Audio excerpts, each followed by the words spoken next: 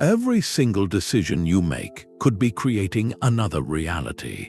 The multiverse is not just a fantasy, it is a serious scientific frontier that questions the very nature of existence. By the end of this exploration, you will understand 15 compelling theories that could fundamentally change how you view reality itself. We will uncover how a cat can be both alive and dead, and why our entire cosmos might be a single bubble in an endless cosmic foam. What feels most real to you about the world you know? That single choice at a crossroads is not just a metaphor. It is a literal description of reality according to the first and perhaps most famous multiverse theory. The many worlds interpretation suggests that with every quantum event, from the decay of an atom to the firing of a neuron in your brain, the universe does not choose a single outcome. It chooses all of them. Each possibility branches off into its own fully realized parallel world, forever separate from our own. This idea was born from the strange puzzles of quantum mechanics, where particles exist in a haze of probability until they are observed. Physicist Hugh Everett in 1957 offered a breathtakingly simple yet profound solution. He proposed that the haze never clears. Instead, the observer becomes entangled with the particle, and the entire system splits. In one branch you see the particle here, in another you see it there. Both views are equally real, each experiencing a definitive outcome, unaware of the other. As physicist David Deutsch has noted, this is not an extra assumption. It is a direct prediction of the mathematics of quantum theory itself, if you take it completely seriously. This framework elegantly does away with the need for a mysterious collapse of probability, suggesting instead a serene, continuous unfolding of all possibilities. The classic thought experiment of Schrödinger's cat perfectly illustrates this. In our world, we open the box and find the cat either alive or no longer with us. But according to many worlds, at the moment the quantum trigger device activates, reality splits. In one universe, a relieved scientist finds a healthy, purring cat. In another, a somber scientist faces a different outcome. Both events are real, playing out in parallel streams of existence. This leads to a cosmos of truly staggering scale, where every decision, every random quantum fluctuation spawns new timelines. It creates a reality where every conceivable history, no matter how improbable, is being lived by some version of you.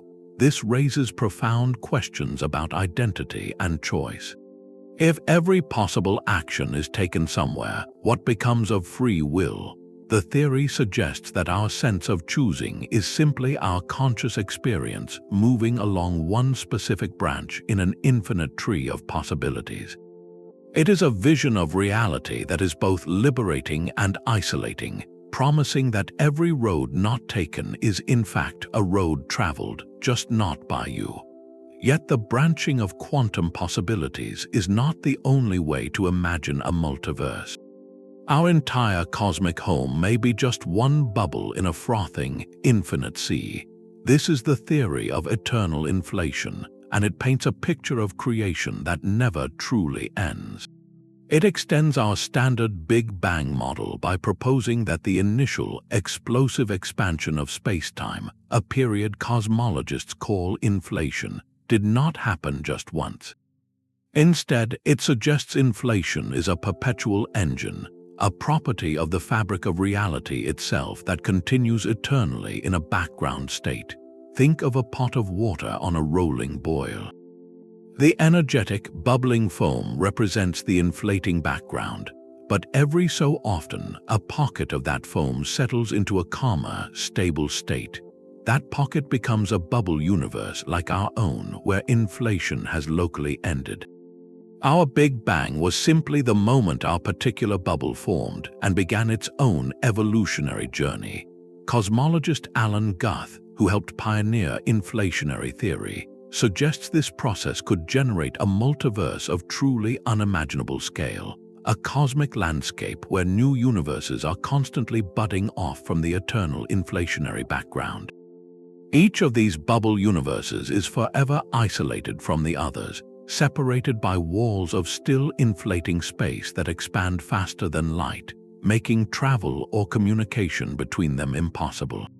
And crucially, when a bubble forms, the transition from the inflating state to a stable one might not happen uniformly. This could lead to each bubble universe crystallizing with slightly different properties. The fundamental constants that govern reality, like the strength of gravity or the mass of an electron, could be set to different values. Some bubbles might have a stronger cosmological constant, causing them to expand or collapse at wildly different rates. Others might even stabilize with a different number of spatial dimensions than our familiar three. This means a universe where gravity is so strong stars form and burn out in an instant could exist. Another where the nuclear forces are too weak for atoms to ever bind, making chemistry and life impossible, could be right next door in the cosmic foam, though forever out of reach. This leads to a profound and humbling question. If these other universes are causally disconnected from us, forever beyond the horizon of any possible observation, how could we ever find evidence that they are real? Scientists look for subtle clues within the only universe we can see, our own. They meticulously study the cosmic microwave background, the ancient afterglow of the Big Bang, searching for any unusual patterns or imprints that might be scars from collisions with other bubble universes in the distant past. They also explore the implications of string theory, which naturally predicts a vast landscape of possible vacuum states, each corresponding to a universe with different laws. The search for evidence is a detective story on the grandest scale, bridging our observable reality to theories of an unseen cosmic landscape. It suggests that the laws of physics we take as universal and immutable might simply be the local bylaws of our particular cosmic neighborhood. But the cosmic foam of eternal inflation may have an underlying structure, a kind of master blueprint from which all possible universes are drawn. This brings us to the string theory landscape, a concept of breathtaking mathematical possibility. The core idea of string theory is that at the most fundamental level, reality is not made of point-like particles, but of unimaginably tiny, vibrating loops of energy called strings. Just as different vibrations on a violin string produce distinct musical notes, the different vibrational patterns of these fundamental strings give rise to all the particles and forces we see, from quarks to photons. But for this elegant symphony to work, the mathematics demands more space than we perceive. It requires not just the 3 dimensions of length, width, and height, but a total of 10 or even 11 dimensions. The extra dimensions are thought to be curled up or compactified at scales so small we could never directly detect them, and here lies the source of the multiverse. There is not just one way for these extra dimensions to curl up. Physicist Leonard Susskind described a landscape, a vast, mountainous terrain of possible stable configurations. Each valley in this abstract landscape represents one specific way the dimensions can fold, and each fold determines the laws of physics that emerge in the corresponding universe. The number of possible valleys is not just large, it is almost incomprehensibly vast, estimated at 10 to the power of 500. That is a 1 followed by 500 zeros, a number so immense it dwarfs the count of all atoms in our observable universe. This means string theory does not predict a single, unique universe. Instead, it predicts a near-infinite ensemble of them, a multiverse where the fundamental constants are set by chance, depending on which valley our particular cosmic bubble settled into. This provides a powerful, if humbling, answer to one of the deepest mysteries in physics, the fine-tuning problem. Why do the constants of nature, like the strength of gravity or the mass of the electron, seem so perfectly calibrated to allow for stars, planets, and ultimately, life? The landscape suggests there is no deeper reason. In the vast majority of universes, the constants are wrong for complexity. Stars never ignite or atoms never form. But in a rare few, like ours, the numbers line up just right. We find ourselves in a hospitable universe not because it was designed, but because we could not exist anywhere else. This reasoning is known as the Anthropic Principle. It shifts the question from why our universe is fit for life to the simple fact that we are here to observe it. The profound challenge, however, is that these other possible universes in the landscape are mathematically consistent but physically disconnected from our own spacetime. They exist as potential realities in the equations, but can we ever find proof? Some researchers suggest that if our universe underwent specific types of transitions early in its history, it might have left faint imprints in the cosmic microwave background, subtle wrinkles that hint at its place in the wider landscape. Others argue that the very consistency and predictive power of string theory itself, if it can ever be fully tested, would be our strongest clue that this vast landscape of possibilities is real. This web of ideas connects directly to even more speculative notions about cosmic selection and the nature of reality itself, leading us to a theory that questions the very fabric of our existence. What if the cosmos itself is a mathematical object? This is the startling premise of the Mathematical Multiverse, a theory that pushes the boundaries of reality to their absolute limit. Proposed by cosmologist Max Tegmark, it makes a claim of breathtaking simplicity and scope. He suggests that every mathematical structure that is logically consistent must exist as a physical reality somewhere in the multiverse. In this view, there is no distinction between mathematical existence and physical existence. If a universe can be completely described by a set of self-consistent equations, then it is out there in a full and tangible sense. This idea, which Tegmark calls the ultimate ensemble, frames our own universe not as a special creation, but as one particular mathematical structure among an infinite, timeless array of others. To organize this dizzying concept, he proposed a 4-level framework for multiverses. Level 1 is simply our own universe extended infinitely far beyond what we can see, containing regions where every possible configuration of matter repeats. Level 2 introduces the bubble universes of eternal inflation, each with different physical constants. Level 3 is the many worlds of quantum branching. But Level 4 is the most radical of all. It is the mathematical multiverse itself, the set of all possible mathematical structures. This level encompasses all the others, suggesting they are all just subsets of a deeper, purely abstract reality. This means universes could exist with 15 spatial dimensions, or where geometry follows rules alien to our own, or where logic itself operates differently. There could be a universe described by the simple rules of chess, playing out eternally on an infinite board. Another might be built from the intricate patterns of a fractal, repeating its complexity on every scale.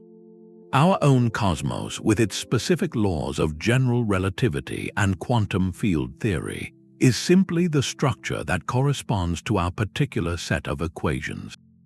This raises a profound and almost unsettling question. Is the power of mathematics to describe our world so uncannily effective because the world is mathematics? We are not just using math as a tool, the theory suggests. We are living inside one specific mathematical story. While this idea is deeply speculative and not testable in any conventional sense, it forces us to confront the very nature of what is real. It nudges our inquiry from the external cosmos to the internal observer, suggesting that to understand the ultimate fabric of existence, we must consider the one thing experiencing it all. The idea that we live inside a mathematical story challenges everything we think we know about reality. Yet the implications of a branching multiverse can become even more personal and profoundly unsettling when we consider the observer at the center of it all. This leads us to a stark thought experiment known as quantum suicide, and its startling corollary, quantum immortality. It is not a theory of cosmic structure, but a razor-sharp philosophical probe into what the many worlds interpretation would mean for a conscious being. The setup is grimly simple. Imagine a volunteer sits before a device linked to a quantum random number generator, perhaps monitoring the spin of an electron. Each second, the device checks the quantum state. If the result is one outcome, nothing happens. If it is the opposite outcome, the device activates a mechanism that would be instantly fatal. According to standard probability, the participant faces a 50-50 chance with each test. In a single universe, their story would end very quickly. But within the many worlds framework, every quantum event causes reality to split. In one branch, the device activates. In the other, it does not. The key question is this: what does the conscious observer experience? The argument for quantum immortality suggests that from the first-person perspective, the observer can only ever find themselves in a branch where they are alive to have an experience. They will never consciously witness the outcome where the device activates, because that version of their consciousness ceases. From their subjective point of view, they will simply hear a harmless click, second after second, forever. It would appear to them as miraculous survival against impossible odds, a form of subjective immortality forced by the continual branching of reality. This is not a suggestion that one cannot pass away, but that from within the branching tree, your conscious experience is perpetually guided along a path where you continue. Critics of this idea are quick to point out its flaws. It seems to confuse probability with perception, granting a magical privilege to consciousness. It also leads to bizarre paradoxes, like the expectation that you should find yourself surrounded by others who have also survived countless near-certain endings, which we clearly do not observe. Yet the power of the thought experiment is not in its literal truth, but in the philosophical door it forces open. It compels us to ask what identity even means when every possible version of you exists.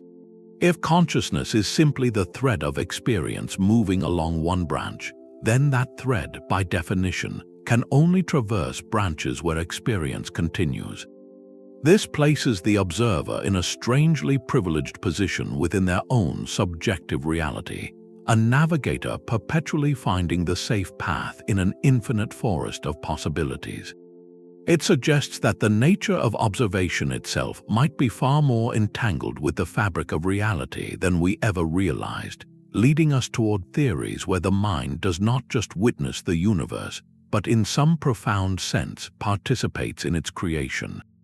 The observer's place in reality seems almost privileged, a thread of consciousness navigating an infinite branching tree. But what if that reality and the tree itself is not what it appears? What if the solid, three-dimensional world we experience is an illusion, a magnificent projection from a simpler, lower-dimensional surface? This is the startling claim of the holographic principle, a theory that reimagines the very fabric of space and information. Its roots lie in the deep puzzle of black holes. When an object falls into a black hole, it seems its information is lost forever, violating a core tenet of quantum mechanics. Physicists Jacob Bekenstein and Stephen Hawking discovered that a black hole's entropy, a measure of its hidden information, is not proportional to its volume, but to the area of its event horizon, the two-dimensional surface that marks its point of no return. This was a profound clue. It suggested that all the information needed to describe everything within a black hole's three-dimensional volume could be perfectly encoded on its two-dimensional boundary, like a cosmic DVD storing a three-dimensional movie. The holographic principle, later developed by Gerard T. Hooft and Leonard Susskind, boldly extends this idea to the entire universe. It proposes that our entire cosmos, with all its galaxies, stars, and people, might be a holographic projection. The true, fundamental description of reality resides on a distant, two-dimensional surface at the edge of our observable universe. Every particle, every force, every event we experience is a translation of data encoded on that boundary. Think of a classic security hologram on a credit card. The flat, shiny sticker contains all the information needed to project a three-dimensional image that shifts as you move. The holographic principle suggests our universe operates on a similar, though vastly more complex, principle. We are not living inside the projector, we are the projection. This radical idea provides a powerful framework for a holographic multiverse. If our universe is one hologram, then other universes could be separate projections from their own two-dimensional boundaries or screens. These cosmic domains would not float in a higher dimensional space like bubbles in a foam. Instead, each would be a self-contained information structure, its entire history and physical laws written on its own lower dimensional surface. This offers a tantalizing path to unify gravity with quantum mechanics, as the messy quantum interactions in the three-dimensional bulk could correspond to cleaner, more orderly processes on the two-dimensional boundary. But it raises a fascinating question about connection. If information cannot be lost, how would it flow between these separate holographic realities? Some models suggest that entanglement, that strange quantum link between particles, might create bridges or shared information between different screens. This implies a multiverse not of colliding bubbles, but of interlinked data structures, a cosmic network where realities are defined by their information content. Exploring this digital-like substrate of existence naturally leads our inquiry in a provocative new direction. If the universe operates on information processing principles, could the cosmos itself be engaged in a form of computation? Our holographic universe suggests reality is built from information, a cosmic projection from a simpler surface. This digital-like foundation leads to a provocative and deeply modern question. Could our entire cosmos be a simulation? This is not science fiction, but a serious philosophical argument with profound implications for a digital multiverse. The core idea, often associated with philosopher Nick Bostrom, begins with a simple logical chain. If any advanced civilization reaches a stage where it can run vast, detailed simulations of conscious beings, and if it has any interest in doing so, then the number of simulated minds could vastly outnumber the minds in the original, base reality. Statistically, if such simulations are possible, we are far more likely to be among the simulated entities than among the original biological ones. In this framework, our universe is not a physical cosmos in the traditional sense. It is a sophisticated program running on some unfathomable computer, perhaps built by our distant descendants or by an entirely alien intelligence. The laws of physics we work so hard to decipher are not fundamental truths, but simply the programmed rules of the simulation, the source code of our reality. The speed of light is not a cosmic speed limit, but a processing limit. Quantum indeterminacy might reflect a form of procedural generation, where details are only calculated when an observer looks to save computational resources. Even the apparent fine-tuning of our universe for life could be explained as a deliberate design choice by the programmers. This idea naturally expands into a digital multiverse. If one civilization can run one simulation, it could run countless others, each with slightly different initial conditions or physical constants. These simulated realities could be nested, like a simulation within a simulation, creating a vast hierarchy of digital worlds. Our entire cosmic history, from the Big Bang to this very moment, could be a single thread of processed data in an immeasurably larger computational system. The search for evidence becomes a search for glitches in the matrix. Physicists have wondered if we might find hints of a simulation in the underlying structure of reality. Does space or time have a fundamental, pixel-like resolution, a smallest possible unit that would suggest a discrete computational grid. Do our laws of physics show signs of optimization or shortcuts that a programmer might use to conserve processing power? Some have even looked at the strange results of certain quantum experiments, asking if they resemble the behavior of a system rendering details only on demand. While speculative, this theory forces a profound blurring of lines.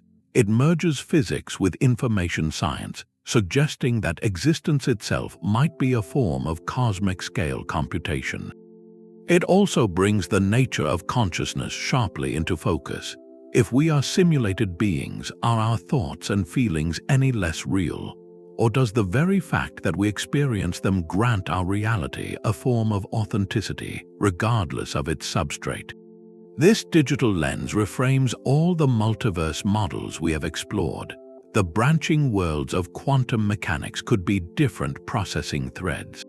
The bubble universes of inflation might be separate simulation instances. Even the mathematical multiverse could represent the total library of all possible programs that could be run. The simulation hypothesis does not necessarily negate these ideas, but offers a potential mechanism for how such a staggering plurality of realities could be realized.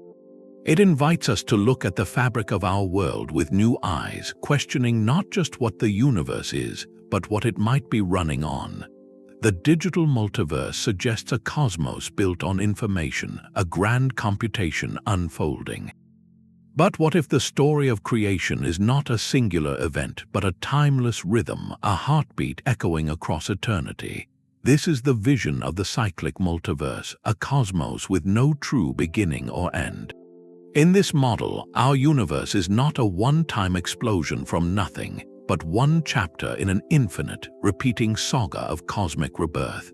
The theory emerges from a particular interpretation of string theory, where our familiar three-dimensional universe is not all there is. Instead, it is a three-dimensional surface called a brane, floating within a higher dimensional expanse. Imagine our entire cosmos as a vast, impossibly thin sheet of reality, one of many such sheets drifting in a hidden dimensional sea. The driving force of this cosmic cycle is not an internal expansion, but a slow, gravitational dance between these parallel branes. Over trillions of years, they draw closer together. Eventually, they collide. That collision is not a destructive crash, but a creative spark. It transfers immense energy into our brain, flooding it with a hot, dense plasma of particles and radiation. This event is our Big Bang, not a beginning from nothing, but a transition from a previous phase. After the collision, the branes bounce apart, setting our universe off on its journey of expansion and cooling, forming galaxies and stars. As they separate, the energy from the collision dissipates, and the universe expands into a vast, cold, and empty state over eons.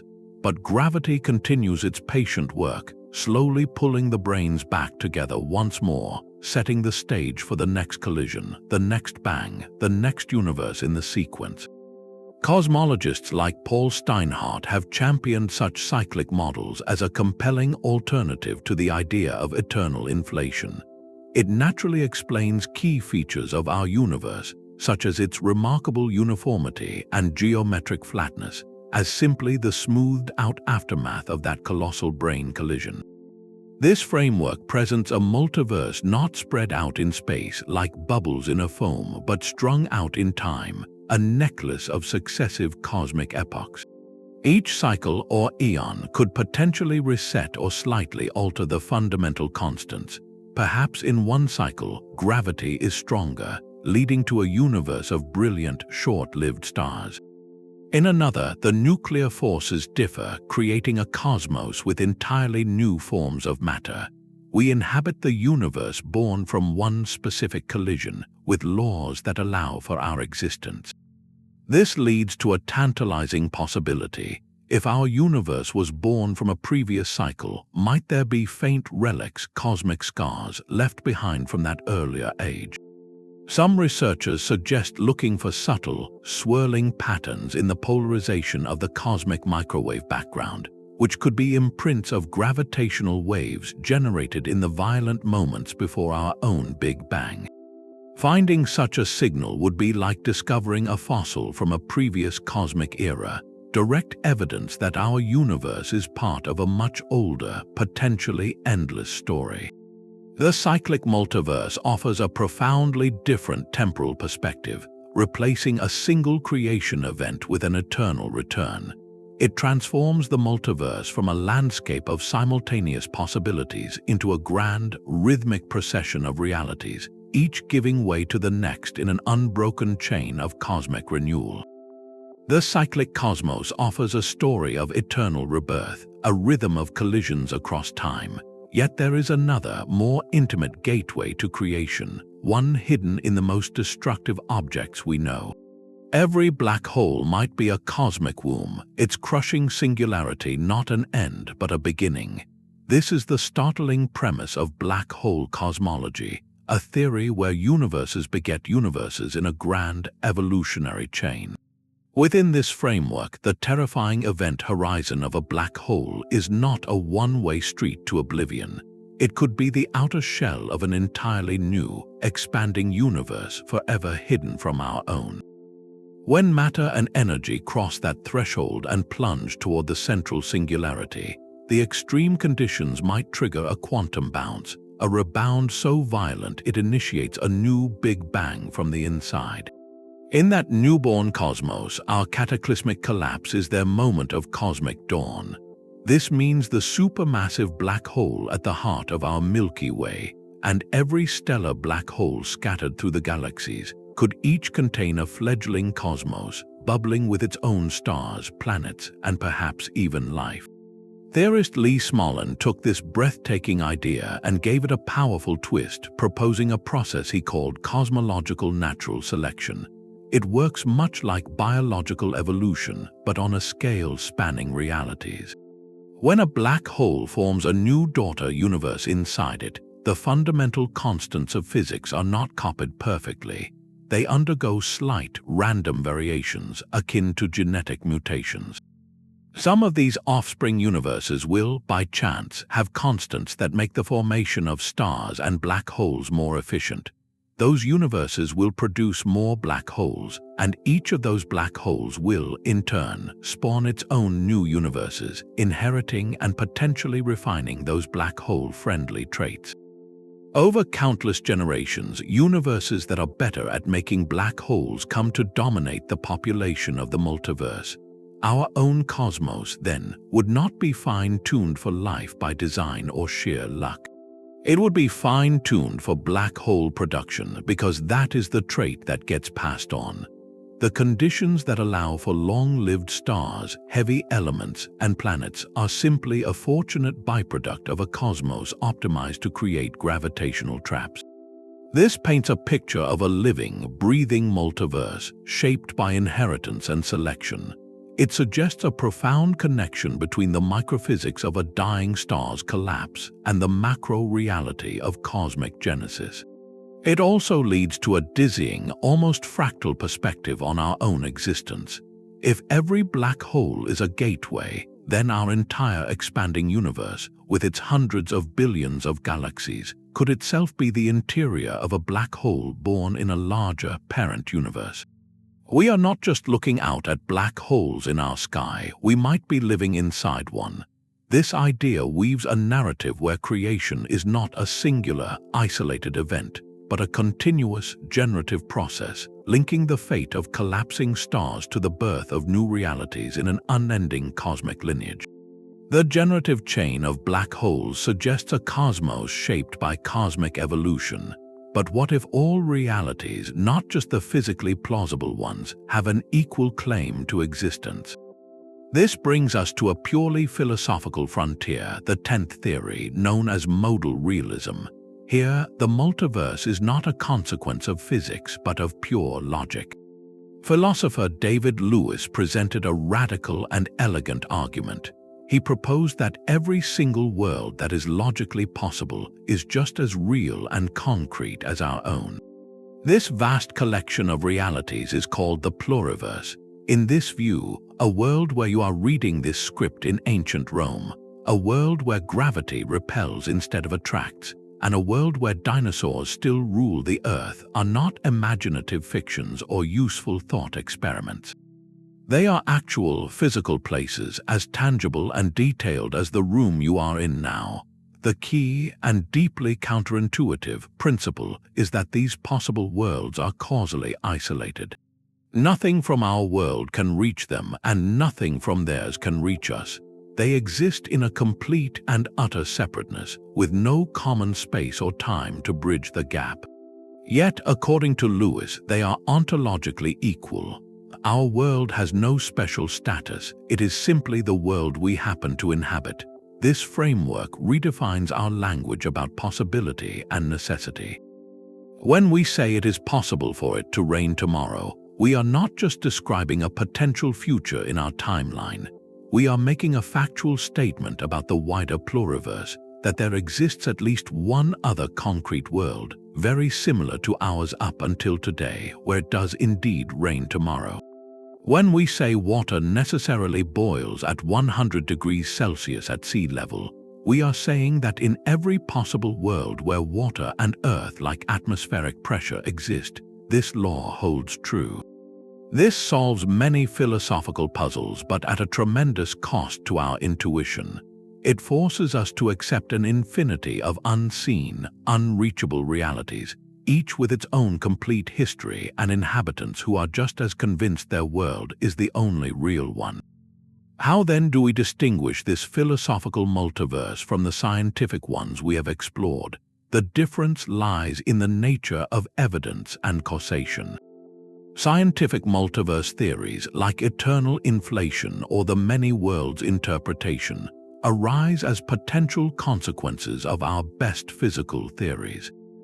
They make testable, if indirect, predictions about the structure of our own universe. Modal realism makes no such physical claims. It is a metaphysical stance about the nature of reality itself, grounded in logic rather than quantum equations or cosmic inflation. It challenges us to question what we mean by real. Is reality defined by what we can interact with and measure, or can it encompass all that is logically coherent? This conceptual expansion stretches the idea of a multiverse to its absolute limit, preparing the ground for theories that seek to bring these staggering possibilities back within the realm of observation. But the vastness of logical possibilities must find a physical home, a structure that can house entire realities as distinct yet proximate as pages in a book. This brings us to a theory that offers perhaps the most tangible vision of a hidden neighbor. According to M-theory, our entire cosmos might be a three-dimensional island, adrift in a sea of higher dimensions. This is the Brane Multiverse, where parallel universes could be closer than you think, separated by a gap no wider than a millimeter yet forever out of reach. To understand this, we must first step back. String theory, in its quest to unify all forces, originally came in 5 competing versions, each mathematically consistent but seemingly incompatible. M-theory emerged as the master theory that wove these 5 strands into one grander tapestry. It proposed that the fundamental objects are not just one-dimensional strings, but also higher-dimensional membranes, called branes for short. These can have any number of spatial dimensions, from strings, which are one-dimensional branes, to sheets, which are two-dimensional, and so on. Our universe, in this view, is a three-dimensional brane. All the particles and forces we know, like electrons and light, are like vibrations or patterns confined to the surface of this brane. They cannot leave it. Imagine our reality as the vivid, bustling surface of a soap bubble. Everything we see and interact with happens on that shimmering film. But that bubble floats not in air, but within a much larger, hidden space of 11 dimensions known as the bulk. And here is the breathtaking part. Other bubbles, other branes of various dimensions, could be floating in that same bulk. A parallel universe could be another three-dimensional brane, drifting silently alongside our own, perhaps just a microscopic distance away in a direction we cannot point to or perceive. In this cosmic architecture, gravity holds a unique passport. It is theorized to be the only fundamental force not trapped on our brain. Gravity, the curvature of spacetime itself, could seep out into the bulk, weakening as it spreads into the extra dimensions. This explains why gravity is so astonishingly weak compared to the other forces. A magnet can lift a paperclip, effortlessly defeating the gravitational pull of the entire Earth. In the brane world picture, that is because most of gravity's influence is leaking away into the hidden dimensional sea. This leakage offers a potential way to detect our hidden neighbors. If another massive brane universe were nearby in the bulk, its gravity could subtly influence our own. Scientists are conducting incredibly precise experiments to measure the strength of gravity at microscopic distances. If gravity deviates from Newton's familiar law at scales smaller than a millimeter, it could be a sign that we are feeling the extra dimensions of the bulk, or perhaps even the gentle tug from a parallel brane. The possibility that another universe with its own stars and galaxies and perhaps even life could be literally millimeters away is both thrilling and haunting. It is a closeness that emphasizes profound separation, for we could never see that light or touch that matter. All communication is severed, save for the faintest whisper of gravity. This leads to a tantalizing, almost science-fictional question. If we could somehow manipulate gravity or understand the bulk, could we ever send a signal or even an object across that gap? The challenges are beyond monumental, as it would require technology to access and navigate dimensions we cannot perceive. Yet the very framework that suggests these hidden neighbors also provides a map for where to look. The search for extra dimensions is not just an abstract pursuit.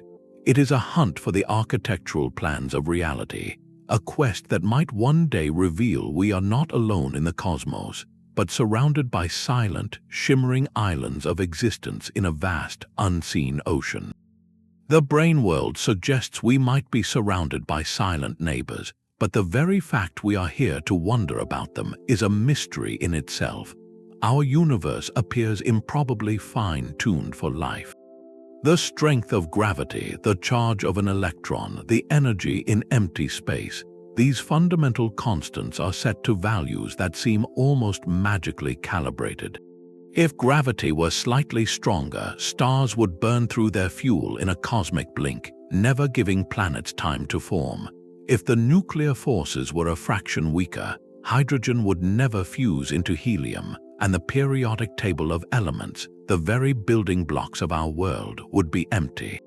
This precise balance has long prompted a profound question. Why does the universe seem set up just right for us? One compelling answer emerges directly from the multiverse landscape.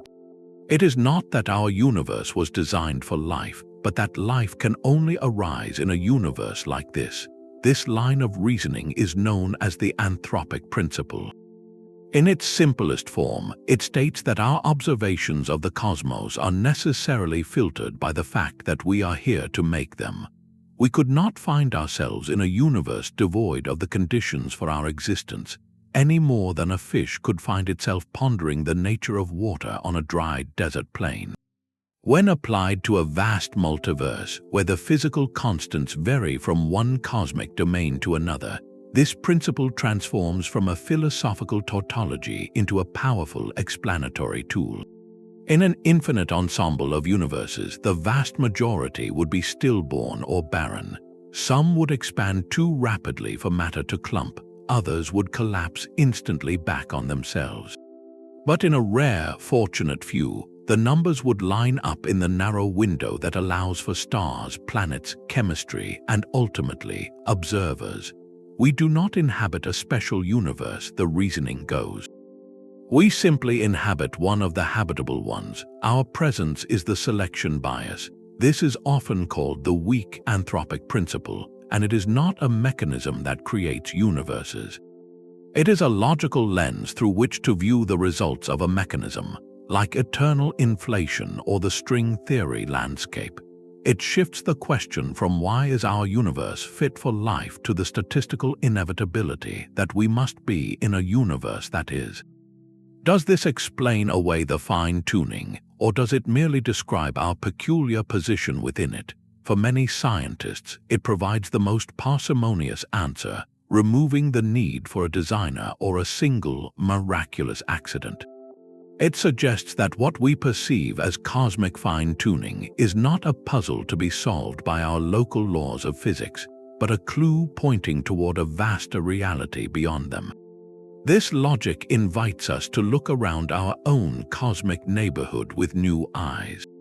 If our existence selects for certain universal constants, what other rare or unusual features might it also select for? We might live not only in a universe that permits life, but in one that is unusually stable, or one that is particularly good at producing black holes, or even one that is, for reasons we do not yet grasp, especially conducive to the emergence of consciousness. The Anthropic Principle frames our entire reality as a product of cosmic chance, a single winning ticket drawn from an immeasurable lottery of possibilities. It is a humbling and expansive perspective, suggesting that every detail of our world, from the stability of atoms to the vastness of the night sky, is a testament not to specialness, but to the staggering, fertile plurality of existence itself. The Anthropic Principle suggests our reality is a single fortunate draw from a cosmic lottery. But what if the lottery itself has no beginning and no end, a game where the final prize is simply another ticket? Roger Penrose offers a vision of cosmic rebirth so elegant it redefines eternity. His conformal cyclic cosmology proposes that the universe does not merely repeat, it transforms its own end into a new beginning, in a cycle where infinity itself resets to zero. The key lies in a far, far future that is almost unimaginably empty. As our universe expands forever, driven by dark energy, galaxies will fade from view.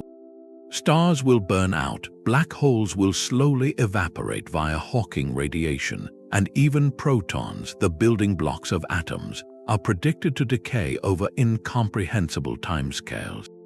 After an eternity has passed, all that remains is a sea of massless particles like photons and gravitons, drifting in an effectively infinite, cold, and featureless void. In this state, something remarkable happens. With no massive particles to define a scale, the concepts of distance and duration lose their meaning. An infinite stretch of time and an infinite expanse of space become geometrically identical to a single, dimensionless point. This is the conformal mapping, a mathematical transformation that allows the vast, cold end of one cosmic era, which Penrose calls an eon, to be seamlessly connected to the hot, dense, point-like beginning of the next. The infinite future becomes the next Big Bang. In this model, there was no first universe. There is only an endless chain of eons, each giving rise to the next through this graceful geometric reset. This is not a violent collision of branes or a black hole genesis. It is a quiet transformation, a cosmic phoenix rising from the ashes of pure radiation. But if each eon is reborn from the remnants of the last, could any trace of the previous universe survive the fiery rebirth? Penrose believes it might. He suggests that the evaporation of supermassive black holes in the previous eon would have released immense amounts of energy in the form of Hawking radiation. This concentrated burst could leave faint, circular imprints on the cosmic microwave background of the next eon, like gentle ripples from a stone thrown into a pond in a forgotten era. He and his colleagues claim to have identified such patterns, calling them Hawking points. While this evidence remains hotly debated within cosmology, the idea is profoundly compelling. It suggests the universe might carry scars of its past lives, a form of cosmic memory encoded in the oldest light we can see. This is a cyclic multiverse strung along the arrow of time, each eon a closed chapter yet providing the blank page for the next. It presents a universe with no ultimate beginning, challenging our deepest notions of creation and offering a serene, eternal vision where an end is never truly an end, but a silent preparation for a new dawn. The serene, endless cycles of conformal cosmology present a universe of geometric rebirth, but what of the observer within it? If the cosmos itself does not split, perhaps consciousness does. This leads us to a subtle yet profound variant of the quantum story, the many minds interpretation. Here, the branching does not happen out in the world. It happens within the mind of the observer. In this view, the universal wave function, the complete mathematical description of reality, remains single and unfragmented. It continues to evolve smoothly, containing all possible outcomes in a shimmering superposition. The split occurs not in space-time, but in the realm of conscious perception. For every possible outcome of a quantum event, a separate stream of awareness, a distinct mind, emerges to experience it. Imagine observing Schrödinger's cat once more. The wave function describes the cat in a blended state. According to many minds, your single, physical brain enters a corresponding superposition as it interacts with the system. But from the inside, your consciousness does not experience this blend. Instead, it separates. One stream of awareness perceives a living cat. Another, completely separate stream of awareness perceives the alternative. Both are real experiences arising from the same physical brain state and the same unbroken wave function. This is a radical relocation of the multiverse from the external cosmos to the internal theater of consciousness. It attempts to solve the measurement problem by suggesting that the definite world we perceive is an artifact of our perception, not a property of the world itself. The universe remains a vast, ambiguous quantum potentiality, while our minds act like prisms, splitting its white light into the distinct colors of definite experience. This raises deep, almost mystical questions about the nature of awareness. Is consciousness not a product of the brain's computation, but a fundamental component of reality, with its own capacity to differentiate? Are we, in essence, each a collection of minds, with our moment-to-moment experience being just one thread selected from a tapestry of simultaneous perceptions? The theory bridges quantum mechanics and philosophy in a uniquely intimate way, placing the multiplicity of existence squarely within the observer. It suggests that the ultimate mystery may not be the fabric of space-time, but the nature of the witness that perceives it. If our minds are the locus where possibilities crystallize into experience, then the search for reality becomes, in part, a search into the nature of our own awareness. This introspective turn brings us to the final, overarching consideration that ties all these threads together. These separate threads of possibility lead to a final, synthesizing thought. Could all these theories be true at once? The ultimate multiverse may not be a choice between branching worlds, cosmic bubbles, or holographic screens. It could be a staggering hierarchy where each model describes a different layer of a hyper-complex reality. Imagine eternal inflation as the foundational engine, endlessly spawning bubble universes in a frothing cosmic sea. Within one particular bubble, our own, the extra dimensions of string theory have curled into a specific valley in its vast landscape, locking in our laws of physics. Inside this universe, every quantum event causes reality to branch into the many worlds of parallel histories, and our entire cosmic story, from the Big Bang to the last black hole, might itself be a holographic projection from a distant, two-dimensional boundary. This is not science fiction, but a legitimate frontier of cosmological thought, where theorists weave different mathematical frameworks into a coherent, if speculative, metastructure. In this view, the cyclic model could describe how our bubble interacts with others in the bulk, while black hole cosmology details how new regions spawn within it. The simulation hypothesis might then be seen as a potential technological realization of such a layered reality within an even higher level of existence. This synthesis does not mean every idea is correct. but it acknowledges that our current physics might be glimpsing disconnected facets of a whole far richer than any single model can capture.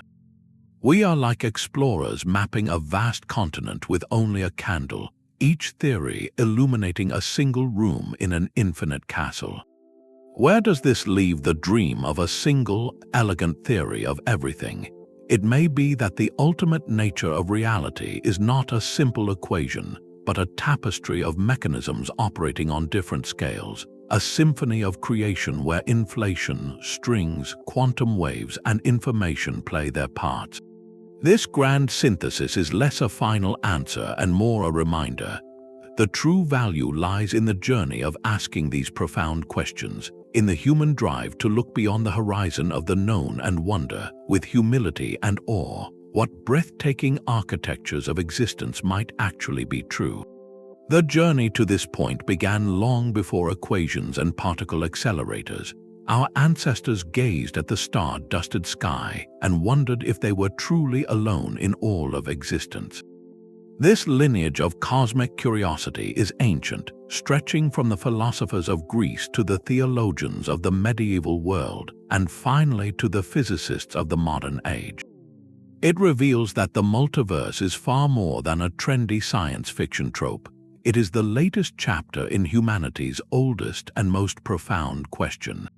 What else is out there? In ancient Greece, the atomist philosophers Leucippus and Democritus proposed a radical idea. They reasoned that if the universe was composed of infinite atoms moving through an infinite void, then the combinations of those atoms must also be infinite.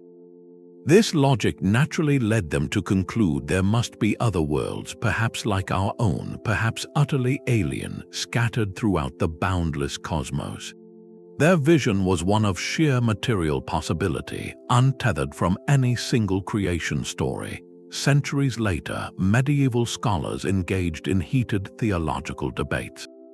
Could an omnipotent deity have created other worlds? Some argued it was within divine power, while others contended that a second creation would undermine the singular significance of Christ's sacrifice on earth.